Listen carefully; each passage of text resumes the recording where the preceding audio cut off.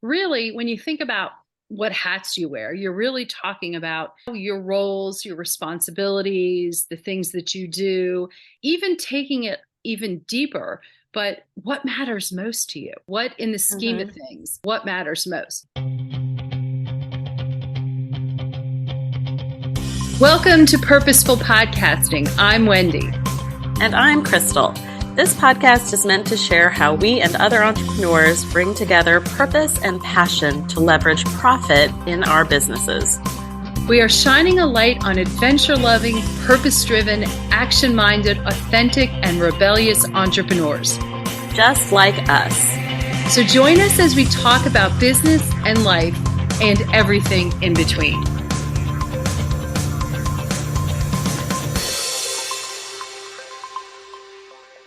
Hello, everyone, and welcome to Season 3 of Purposeful Podcasting. Hi, I'm Wendy, and I am here with Krystal. And today we want to talk with you about actually something that we got from the interviews that we do. When we ask the question, what 5 hats do you wear? And it's a question that we've actually never asked ourselves or asked each other. So we thought that would be an interesting way to start, because really, when you think about what hats you wear, you're really talking about your roles, your responsibilities, the things that you do, even taking it even deeper. But what matters most to you? What, in the scheme of things, what matters most? Why don't I pass the microphone, pass the baton like microphone? Krystal, what hats do you wear? Can I start with saying that I initially hated this question, and not because I hated the question, but because it was a hard question to answer. Yes, it's very hard. When you initially pitched this out, he said, "Well, what hats do you wear?" And I said, "I don't know, a lot, so many." And then I think you initially had asked, like, "What are the 5 hats you wear?" And I was like, 5, because it's either I can think of one or I can think of 30, but I couldn't think of 5. That's funny. And, the thing is, sitting down and making a list, there could be at any time 100 hats that we wear, even more. What I liked about this is really narrowing down and focusing on what matters most. Priorities. Yeah. Yeah. I mean, I like immediately, what hats do you wear could be tasks. Well, no, we'll just hack that off. Yeah. It's like, yeah, I'm a chauffeur, but it's not anyway near a priority in my life. Even something like, a social media person or whatever. Yeah, no, not a priority. It does take some time, some forethought, some digging into, oh, surprise, purpose, strengths, values, all that good stuff.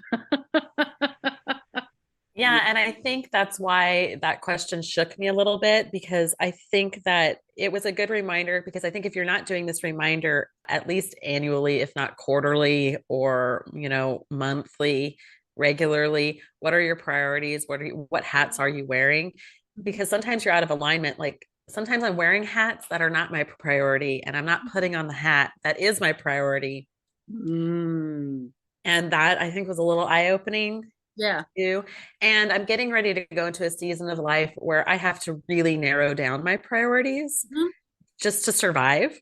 Yep. I think that's what made that question so difficult, because for me, it really was like, okay, I could think of dozens of hats that I've had to wear over the years, of social media manager, funnel builder, marketing strategist, coach, da, da, da, da. Well, a lot of those hats are having to get put up right now in this season of life. So that was a really long way. I guess I could finally answer your question.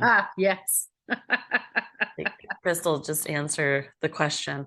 My hats are mom, wife, business owner, friend, and community volunteer. Those were the 5 hats that I narrowed down to. And Okay. that felt hard. And that's a fabulous, fantastic, wonderful list. I think that a lot of it is very heartfelt. Mm-hmm. And I love what you just said about how looking at this in a regular interval is what's really important, because a month from now, it can change. Seasons are meant to be 3 months. if you want to take it literally. I actually like to do these sorts of things in 90-day intervals. I think it gives you a cleaner snapshot. And I think about it, and I am in a different season of life, though we do have many similarities. So I looked at it from, I guess, a different angle. So I also cheated. Oh, well, what were your 5 hats then? And then how did you cheat so I can cheat in the future? Okay. This is just my overall drumbeat, the whole thing about being there for my family. That definitely, for me, encompasses, I sort of put a bigger umbrella around the mother, wife, and friend. Because if I give you a friend label, in all likelihood, you are family. 100%. Yeah. Yeah. You're my soul sister. Exactly. Sometimes it's like always been that little sad thing where, oh, I have no one to play with. I don't have a ton of friends, but the friends I have are keepers forever. And I take the friendship super seriously. So in other words, family. So that would be the first one. And that really has become my major drumbeat over the past couple of years. And I actually don't necessarily see that possibly ever changing. And that's not to shortchange the mother and wife hat, which I take very seriously, but it's really, my kids need me less. I guess my husband needs me less. Maybe not. I don't know. I'll have to ask him about that. He's making breakfast right now, by the way.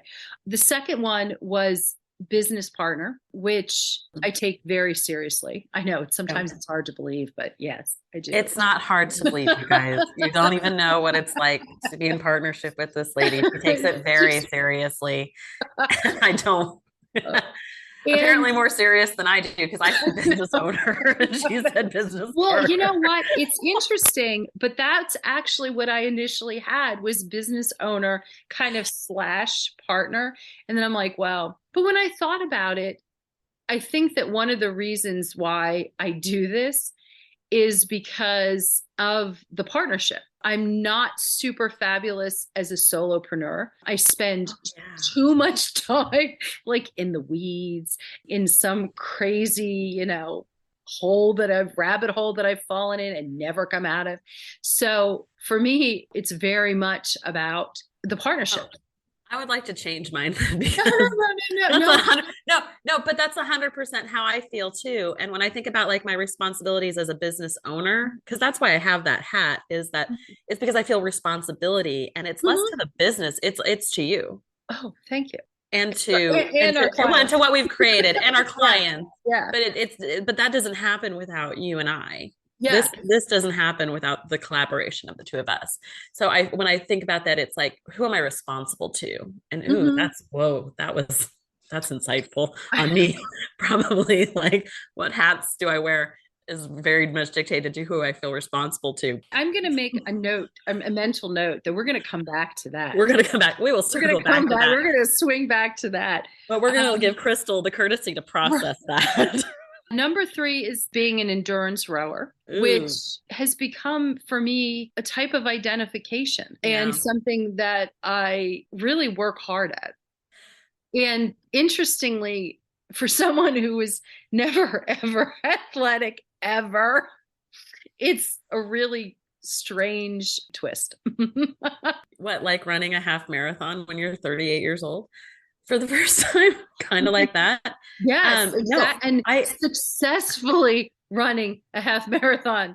Well, but I identify with this. And so for those that don't know, if you're new listeners to us, Wendy is an endurance rower. She rows 6 days a week. Probably more like 5, but multiple. I row about. Yeah. Well, and then during the 5 days, she will row more than once in a day. Oh, yeah. And this schedule for her is non-negotiable. Correct. Yeah. The schedule for her is non-negotiable, which I have great respect for, because it is priority. And she does not shy away from the fact that it is a priority in her life. It's something she's very proud of. She should be very proud of it. She's like awesome at it. If you've ever watched She Row, it's kind of like, damn, girl. Kind of like watching you run. Yeah. I mean, like a little bit less damn girl, because there's like a lot of people running faster than me, but it is kind of amazing. So yeah, Well, just so people, to give people context, yeah. because it's not like you're a casual rower. No, Oh, no. no, and that is correct. And I take it seriously because I value the health benefits.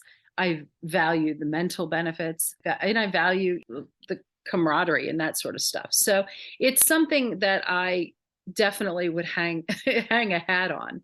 Again, for someone who this was not my thing, whoa, Mhm. it's like I'm still mind blown that I'm actually doing it. Well, and so that's a good question. When did you start rowing? The row house opened in November of 2020. I had been much more casual. Well, I was very, let's face it, I was very casual about any kind of exercise, period, for a hell of a long time. It was November of 2020. And the joke that my daughter made, because I forced the family to row during the pandemic, was that, oh, she's got this idea. It's going to last 2 weeks and it's going to be gone. Millions of miles later for the family, it's still there. Yeah, jokes on you. Well, and it is really cool to me because I think it's a really good reminder that our hats can change over years and over seasons, and Exactly. who you are today is not who you have to be 10 years from now or 20 years from now. Well, I think the interesting thing as well, had we done this exercise 3 months ago, you would have had endurance running. You would have had running on, you would have worn that hat. Yeah. Because that was a priority of yours in preparing Actually, for a half marathon. well, so I was, but interestingly enough, I don't know if if it would have been a hat for me because I think I was scared to share that part of Um, like taking it seriously right. because like what if I had failed? That's really, oh, that's so interesting. So See, if we're you, gonna have like a lot of like I'm making a oh, list for my therapist now, y'all. Don't worry. yeah. But the interesting piece of that is your hat doesn't have to be perfection. Yeah. Your hat needs to be your purpose. And your purpose is along the lines of a purpose, but it Yeah. has to be more of what is that aim? What are you aiming for? What if you had been like the woman who at the marathon was doing all of them and got swept away at 44.6 miles? So close that she could have tasted the finish line. Is Yeah. that is that failure, or is that just I didn't quite hit my mark this time? It's a really good question and a really good perspective. And the answer is, of course, it's not failure. I think if you had asked me this question 3 months ago, though, I think my answers would have been a lot more business focused and much Mm, less family focused and friend focused. yeah. Like I said, as I'm going into this season, my daughter's going to have major surgery. So my focus has to be like much more like in a caretaker role and much more Mhm. like of allowing myself to be taken care of, Right. which is why like that friend hat and like maintaining those relationships and those Mhm. connections are such a priority for me right now. Again, it's like slightly different season, whereas I think that my priorities and my hats have been fairly consistent. Yeah. Number four for me is lifelong learning.